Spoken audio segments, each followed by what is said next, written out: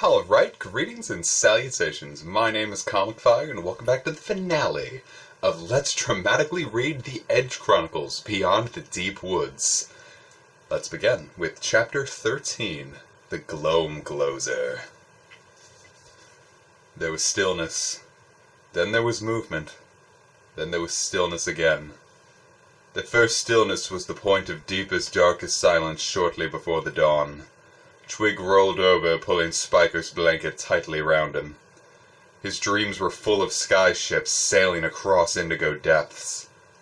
Twig was standing at the helm. He raised his collar against the wind. "Gallantly sailing," he murmured, and smiled in his sleep. The movement was brief and purposeful, a flurry of activity. Twig was still at the helm, holding a straight course, while all around him the crew busied themselves with the nets as they flew towards an incoming flock of migrating snowbirds. It would be baked snowbird for supper. The ropes clacked and jingled against the mast. "Hard to starboard," came a voice. Twig sighed and rolled over onto his other side. The second stillness was orange, a desert of flickering emptiness. There were no more voices, not even his own. His back was cold, his face was hot, his eyes snapped open. At first what he saw made no sense. A fire in front of him, charred bones and patches of grease in the dust. The dense canopy above with stripes of bright early morning sunlight lancing the air. Twig sat bolt upright. Suddenly the events of the previous night came back to him. The storm, the sky ship, stumbling across the flight rock, eating with the sky pirates, finding his father. So where were they all now? They'd gone without him. Twig howled with pain and loss and desolation. Tears streamed down his face, turning the stripy sunlight to star-shaped rainbows. They'd left him behind! His choking sobs filled the air. "Why, my father, why?" he cried out. "Why have you abandoned me? Again?" His words faded away, and with them his hopes of ever finding his way beyond the deep woods. He hung his head. The forest seemed quieter than usual. No coughing frumps, no squealing quarms, no screeching razor flits. Not only had the sky pirates gone, but it was as if they'd taken the woodland creatures all with them. Yet the air was not completely silent. There was a low roaring sound, a hissing sound, a crackling sound, which, even as Twig sat there with his head in his hands, grew in volume. Here's a campfire. The heat at his back became more intense. The hamel-horn skin waistcoat began to prickle ominously. Twig spun round. "Ah!" he screamed. It wasn't sunlight he'd seen, it was fire. The deep woods were ablaze. A piece of burning oak wood, which had floated away and from the sky pirate's slapdash fire, had become lodged in the branches of a lullaby tree. The lullaby had smoldered and smoked, and hours later it had burst into flames. Fanned on by the stiff breeze, the fire had rapidly spread. Now from the forest floor to the tips of the canopy leaves, a solid wall of red and orange flames was advancing across the forest. The heat was overwhelming. Twig swooned as he stumbled to his feet. A blazing branch crashed down beside him, the sparks exploding like droplets of gold. Twig took to his heels and ran. And he ran and he ran, with the wind at his side, trying desperately to reach the end of the fiery wall before the flames consumed him. He ran as if he had never ran before, yet not fast enough. At both ends the wall of fire was curling round. Soon he would be surrounded. The burning air scorched the fur on his jacket, sweat poured over his face and streamed down his back. His head throbbed with the relentless blast of molten air. The curving ends of the wall closed in further. "Faster!" Twig said, urging himself on. "Faster!" There's all that going on. It's a 2-page spread. He sped past a halitoad whose short, stubby front legs had slowed its escape, fatally. A hoverworm, bewildered by the heat and smoke, flew round and round in circles before disappearing into the flames in an explosion of fetid steam. To his right, Twig caught sight of the writhing green of a tarry vine, trying in vain to dodge the advancing fire. The blood oak it was attached to screamed and squalled as the first of the orange tongues lapped at the base of its trunk.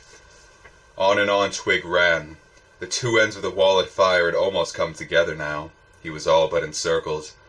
His only hope of escape lay in the narrow gap remaining between the towering flames. Like two curtains hooked to the sky, they were being drawn across. Twig made a dash for the opening. His lungs burned with heat and acrid smoke. His head swam. As if in a dream, he watched the shimmering curtains of fire closed. Twig stopped and looked about him. He was slap bang in the middle of the burning circle. He was done for. All around him, bushes and branches were smoking. Flames broke out, guttered, and burst into life once again. Giant wood succulents hissed and steamed as the water within their fat, angular limbs began to boil. Fatter and fatter they grew until bang, bang, bang! They exploded. Like corks from bottles of wood fizz, their seeds shot through the air in a jet of frothing liquid. The water doused the flames, but only for a second. Twig backed away from the advancing fire. He looked over his shoulder, and was getting closer there too. To his left, his right, the fire was closing in. Twig looked into the sky. "Oh, Gloamgloser, help!" All at once, a tremendous noise cut through the roar of the fire. Twig spun round. The purple flames of a burning leafwood tree were dancing not 20 yards away. The creaking, crackling noise came again. Twig saw the whole tree tremble. It was about to fall on top of him. He glanced this way, that way. There was nowhere to run, nothing, nowhere to hide, and nothing to protect himself with. Again the noise echoed round him, rasping, jarring like the rotten tooth Twig had pulled from the Banderbear's swollen jaw. "No!" Twig screamed as the tree wobbled and shook. For a second it remained suspended in air. Twig fell to the ground and rolled into a ball. A blast of blistering air battered his body. He clamped his eyes shut and waited, petrified, for the tree to come crashing down on him. Nothing happened. He waited some more. Still nothing. But how? Why? Twig lifted his head, opened his eyes, and gasped in amazement.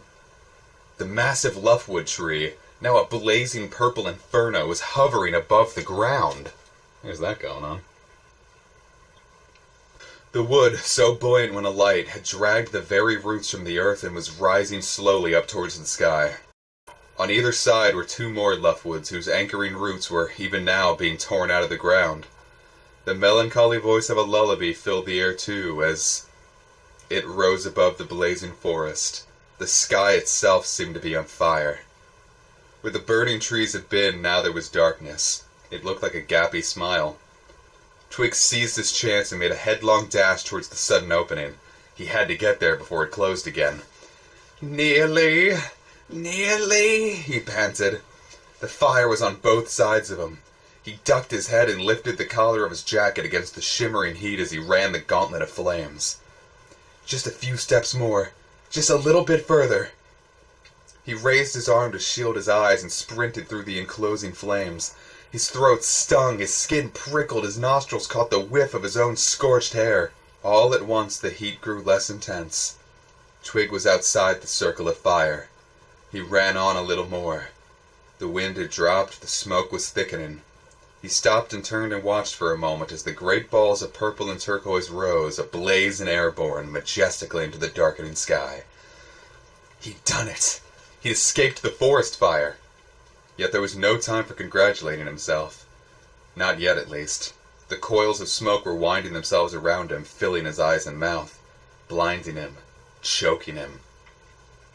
On and on Twig stumbled, breathing through his scarf which he held tightly across his face. Further and further. His head throbbed, his lungs ached, his eyes smarted and streamed. "I can't go on," Twig spluttered. "I must go on." He kept walking till the roaring of the forest fire was just a memory, till the acrid smoke was replaced with a cold grey mist which, though as blindingly thick as the smoke, was wonderfully refreshing. He kept on to the very edge of the deep woods, and still he did not stop. The mist thickened and thinned. There were no more trees, no bushes, no shrubs, no plants or flowers. Beneath Twig's feet the ground became hard as the spongy earth of the deep woods gave way to a pavement of pitted rock, slippery from the thick, greasy mist. He picked his way carefully over the treacherous slabs. One slip and his foot would become wedged in the deep fissures within. The mist thinned and thickened as it always did, for these were the Edgelands, that narrow stretch of barren rock which separated the Deepwoods from the edge itself. Beyond lay the unknown, the uncharted, the unexplored, a place of seething craters and swirling fogs, a place into which even the sky pirates never ventured intentionally. The gathering breeze blew in from over the edge.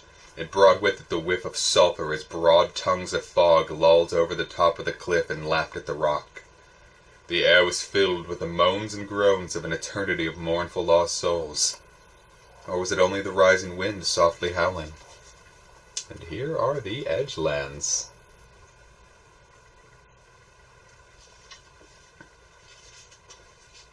Twig trembled. Was this the place the caterbird had meant when they told him his destiny lay beyond the deep woods? He wiped the beads of water away from his face and leapt over a wide crack in the rock. As he landed, his ankle buckled under him.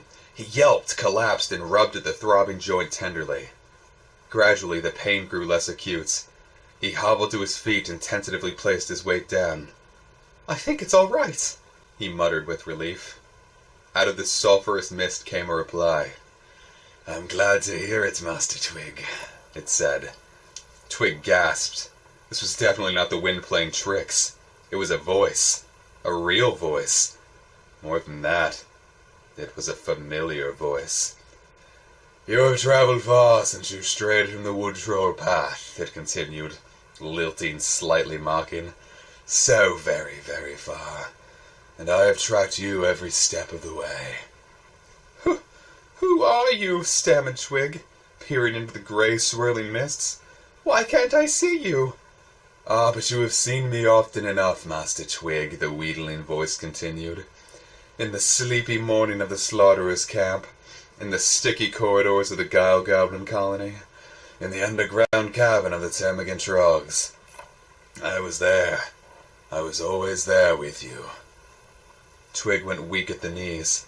He was confused, frightened. He racked his brains trying to make sense of the words he was hearing. He had heard the soft, insistent voice before, that much was certain, and yet... "Can you really have forgotten, Master Twig?" came the voice again, and its air hissed with a nasal snigger. Twig fell to his knees. The rock was cold and clammy to the touch, and the mist grew thicker than ever. Twig could barely see his hand in front of his face. "What do you want of me?" "Want of you. Want of you!" The voice broke into raucous laughter. "It's what you want of me, Master Twig. After all, you did summon me." "I summoned you?" said Twig, the faltering words weak and muffled in the dense fog. "But how? When?" Come," the voice complained. "Don't act the innocent little wood troll with me." "Oh, Glowza," it said in a desperate voice that Twig recognized as his own. "Please, please, please, let me find the path again." "Do you deny that you called me?" Twig trembled with horror as he realized what he'd done. "But I didn't know," he protested. "I didn't mean—" "You called me and I came," said the Glozer, and there was a menacing edge to the voice now. "I followed you. I looked after you. More than once I led you out of the perilous situations that you had gotten yourself into." There was a pause. "Did you not think that I was listening, Master Twig?" It went on, more gently now. "I'm always listening. Listening for the stragglers, the loners, the ones who don't fit in. I help. I guide. And eventually—" "Eventually," Twig murmured. "They come to me," the voice announced. "As you have come to me, Master Twig." The mist thinned once more. It floated in the air like flimsy twists of cobweb. Twig discovered that he was kneeling next to the edge of a cliff. Inches away from him the ground fell away into pitch blackness. Behind him were the rolls of pungent cloud. And in front, Twig cried out in fear and alarm. In front, hovering over the void, was the hideous, grinning face of the Glozer itself. calloused and warty, with thick tussocks of hair sprouting out of its long snarling face. It leered at Twig and licked its lips. And there's the Gloamgloser.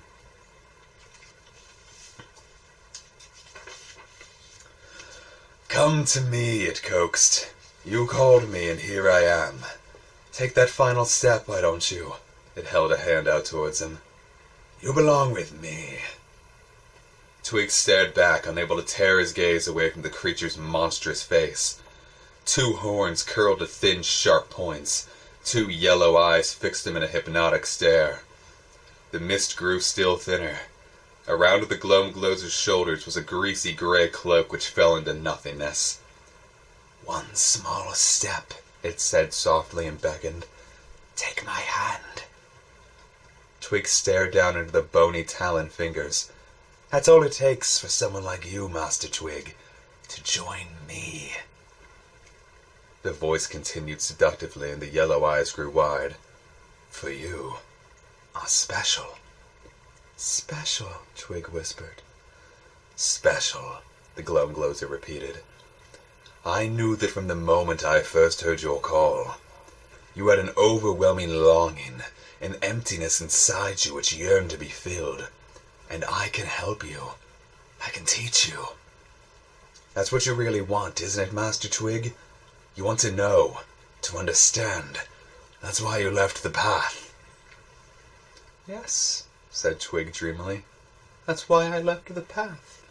"The Deepwoods aren't for you," said the Gloamgloser, flattering, insistent. "Not for you, the huddling together for safety, the hiding in corners, the fear of everyone and everything outside. Because you are like me. You're an adventurer, a traveler, a seeker, a listener." Its voice became hushed and intimate. "You too could be a Gloamgloser, Master Twig. I can instruct you. Take my hand and you'll see." Twig moved a step closer. His ankle jarred. The Gloamgloser, still hovering in midair just beyond the edge, trembled. Its monstrous face contorted with pain. Tears welled in the corner of its yellow eyes. "Oh, what a time you've had of it," it sighed. "Constantly on the lookout, never out of danger, always frightened. But the tables can be turned, Master Twig, if you'll just take my hand." There's it again. Look at that face. Twig shuffled awkwardly from one foot to the other. There was a rattle and a clatter as a flurry of dislodged rocks bounced into the chasm. "And look like you?" he said. The Gloamgloser threw back its head and roared with mirthless laughter. "What have you forgotten, my vain little one?" it said. "You can look how you will. A mighty warrior, a handsome prince, anything. Imagine it, Master Twig," it went on enticingly. "You could become a goblin or a trog." And as it spoke, Twig found himself face to face with a succession of characters he recognized only too well. There was the Guile Goblin who led him from the colony, and the Flathead who helped him out from the mire. The Trog who had tripped Mag and pointed the way to the air shafts. "Or how about this one?" The Gloamgloser purred and stared back at a red-faced individual with fiery hair. "Didn't I hear you thinking how nice it would be to stay with the Slaughterers?" it wheedled. "Or perhaps you'd prefer to be a Banderbear?" It said, shifting its shape again. "Big, powerful. No one messes with a Banderbear," it sniggered unpleasantly. "Except Wigwigs, of course." Twig shuddered. The hovering creature knew everything. Absolutely everything. "I've got it!" the Gloamgloser cried, turning itself into a squat brown creature with knotted hair and a button nose. "A wood troll! You could go home, you could fit in. Isn't that what you wanted all along?" Twig nodded his head mechanically. "You can be anyone, Master Twig," the Gloamgloser said, resuming its own form. "Anyone at all. You can do anything. Go anywhere. Simply take hold of my hand and all this shall be yours." Twig swallowed. His heart beat furiously. If the Gloamgloser was right, he would never have to be alone again. Never have to be an outsider again. And just think of the things you'll see, the Gloamgloser purred enticingly. Think of the places you could go, shifting your shape, appearing as others want to see you. Always safe, listening in corners, always one step ahead. Think of the power at your command. Twig stared at the outstretched hand. He was standing at the very edge of the cliff. His arm moved slowly forwards, brushing against the spiky Hamelhorn skin waistcoat. "Go on," said the Gloamgloser, its voice like oil and honey. "Take that step forwards. Reach out and take my hand. You know you want to." Yet still Twig held back. It wasn't as if all his encounters in the Deepwoods had been bad. The Banderbear had saved his life. So had the Slaughterers. It was they, after all, who'd given him the jacket that had caught in the Blood Oak's gorge, which now bristled so sharply. He thought of his village, and Spelda, his own dearest mother-mine, who'd loved him like her own since the day he was born. Tears welled up in his eyes. If he accepted the Gloamgloser's tantalizing offer, he wouldn't really turn into them. No matter what I look like, he thought. Instead, he became what they'd all feared most, the Gloamgloser. No, it was impossible. He would never again be able to return. Never. He would have to remain apart, aloof, alone. "It is fear which makes us reluctant to be on our own," the Gloamgloser said, reading his thoughts. "Join me, and you never need to be frightened again. Take my hand and you will understand." "Trust me, Master Twig." Twig hesitated. Could this truly be the terrible monster that all the forest dwellers so feared? "Have I let you down so far?" the Gloamgloser asked quietly. Twig shook his head dreamily. "Besides," it added, almost as an afterthought, "I thought you wanted to see what lay beyond the deep woods." Beyond the deep woods. The three words rang round inside Twig's head. Beyond the deep woods. Twig held out his hand. He stepped over the edge. There's that happening. With a screech of terrible laughter, the Gloamgloser grabbed Twig's wrist, its talons biting into his flesh. "They all fall for it," the Gloamgloser cried triumphantly. "All the poor little goblins and trolls, waifs and strays. They all think they're special. They all listen to me. They all follow my voice. It's pathetic." "But you said I was special," Twig cried as he dangled from the Gloamgloser's bony grasp over the yawning void. "Did I really?" the Gloamgloser sneered. "You little fool. Did you honestly think you could ever be like me? You are as insignificant as all the rest, Master Twig," it said scornfully. "You are nothing. Nothing!" it screeched. "Do you hear me?" "But why are you doing this?" Twig wailed desperately. "Why?" "Because I am a Gloamgloser," the beast cried out and cackled wickedly. "A deceiver, a trickster, a cheat, and a fraud. All my fine words and fancy promises count for nothing. I seek out all those who stray from the path. I lure them to the edge, and I dispose of them." The Gloamgloser released its grip. Twig screamed with terror. He was falling. Down, down he went over the edge and into the bottomless depths of darkness below. Chapter 14. Beyond the Deep Woods. Twig's head spun as he tumbled through the air. The uprush of wind set his clothes billowing and snatched his breath away. Over and over he rolled, and all the while the Gloamgloser's cruel words echoed round and round his head. "You are nothing! Nothing!" "It's not true!" Twig howled. The side of the cliff blurred past him like a streak of smudged paint. All that searching, all the trials and tribulations.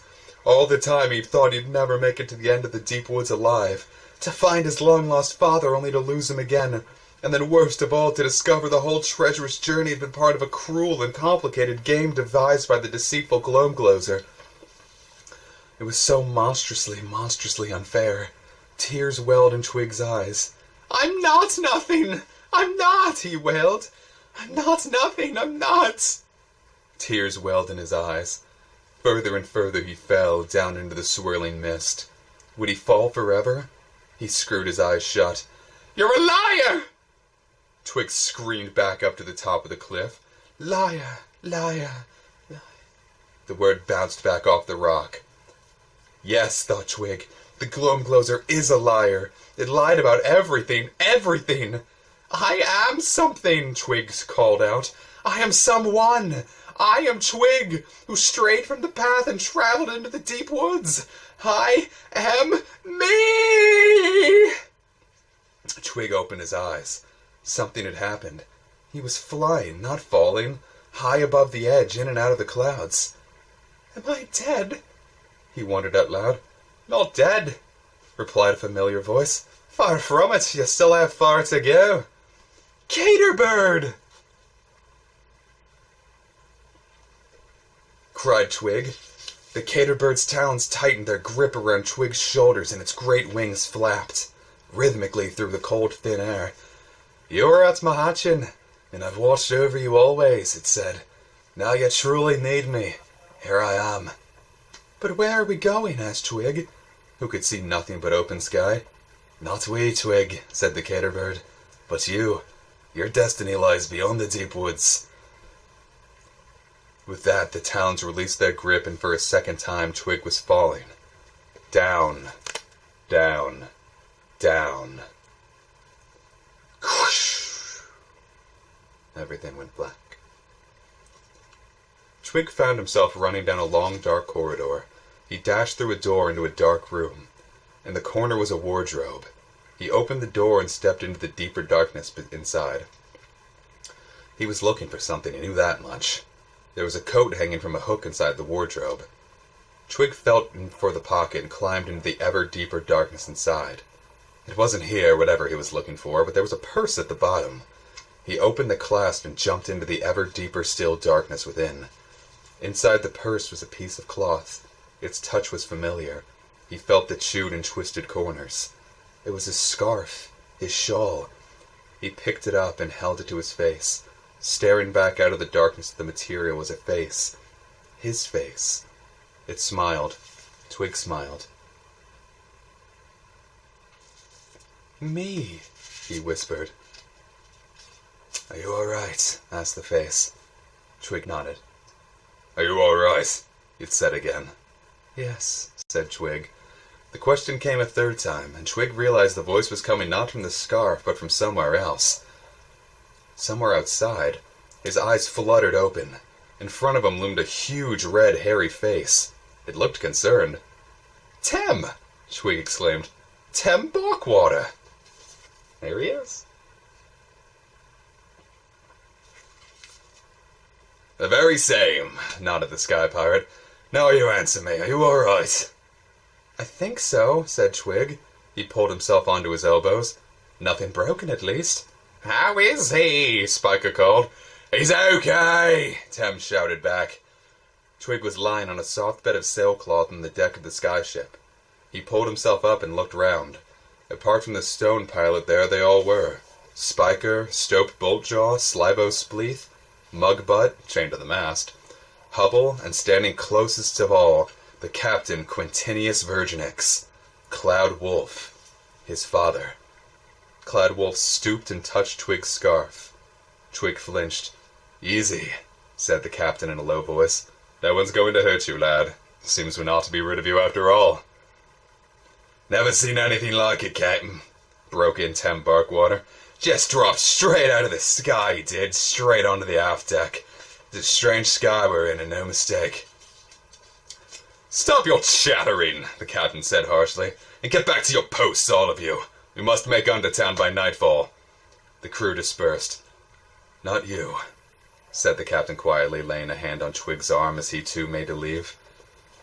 Twig looked round. "Why did you leave me?" he asked, his mouth dry and his voice crackling. Father and son. The captain stared back, his mask-like face betraying no emotion. "We didn't need an extra crew member," he said simply. "Besides, I didn't think that a pirate's life was for you." He paused. There was clearly something weighing on his mind. Twig stood there, waiting for the captain to speak again. He felt shy, awkward. He chewed the inside of his mouth. The captain's eyes narrowed as he leaned forwards. Twig shuddered. The man's breath was warm and noisy at his ear, and the side whiskers tickled his neck. "I saw the shawl," he confessed so that only Twig could hear. "Your scarf, the one that Maris, your mother, made. And I knew you were... After all those years..." He fell silent. His lower lip was trembling. "It was more than I could bear. I had to get away. I left you behind for the second time." Twig squirmed. His face was hot and red.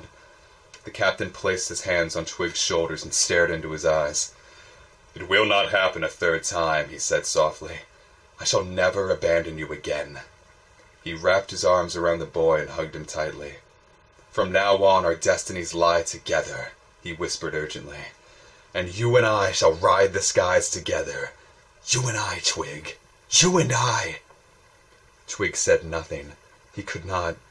Tears of joy welled in his eyes. His heart was beating, ready to burst. He'd found his father after all. Abruptly, the captain pulled away. "But you'll be a member of the crew just like all the rest," he added gruffly. "So don't you go expecting any special favors." "No, but... Captain," said Twig, "I won't." Cloud Wolf nodded approvingly, straightened up and turned on the others, who'd been watching perplexed. "Come on then, you idle rabble," he roared. "Show over! Raise the mainsail! Lift the grappling rope, and let's get out of here!" A chorus of "Aye, aye, captains" filled the air as the sky pirates set to work. The captain strode towards the helm with Twig beside him and took the wheel.